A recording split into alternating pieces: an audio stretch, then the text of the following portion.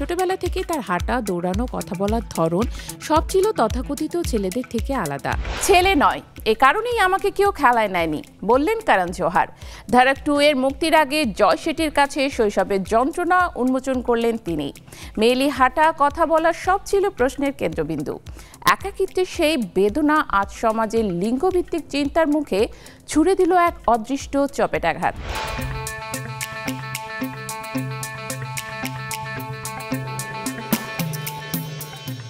বলিউডের জনপ্রিয় পরিচালক ও প্রযোজক করণ জোহর, যিনি সাধারণত থাকেন ক্যামেরার পেছনে, এবার উঠে এলেন আলোচনার কেন্দ্রে একেবারে নিজেকে ভেঙে চুরে।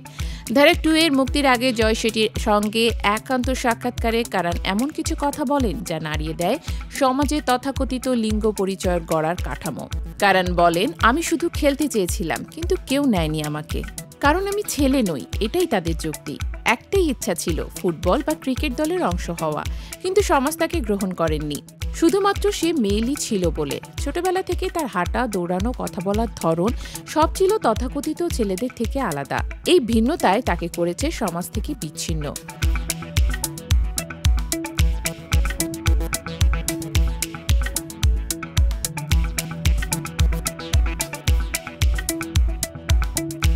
করণ অকপটে স্বীকার করেছেন, আমাকে বলা হতো আমি মেয়েদের মতো, আমি নিজেও বুঝতাম আমি আলাদা, কিন্তু তাতে কি আমার ভালোবাসা, ভালো খেলা বা বন্ধু হওয়ার ইচ্ছা কম ছিল?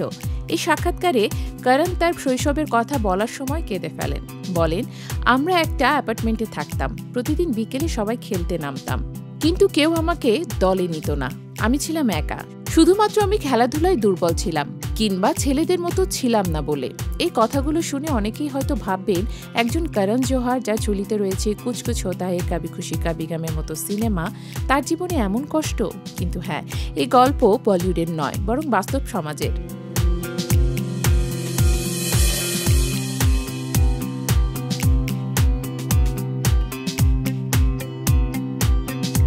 তার আত্মোন্মোচন সমাজকে প্রশ্ন ছুড়ে দেয়, আমরা কেন এখনো শিশুদের ছাঁচে ফেলতে চাই? কেন একটি ছেলে খেলায় দুর্বল হলেই তার পেছনে লুকিয়ে থাকা নারীত্বকে দোষী বানানো হয়? করণ জোহরের এই বয়ান কেবল তার ব্যক্তিগত বেদনার গল্প নয়, বরং এটি হাজারো করণ, যারা প্রতিদিন এই সমাজে নিজেদের ভিন্ন মনে করে, তাদের গল্প। এই প্রকাশভঙ্গি সাহসিকতা।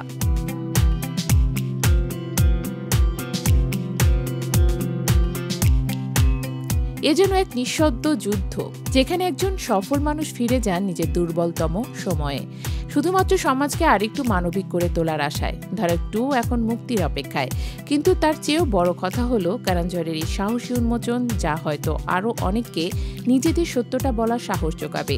এটা তো এক নতুন গল্প, পর্দার বাইরে, অথচ হৃদয়ের একদম গভীরে গেঁথে থাকা।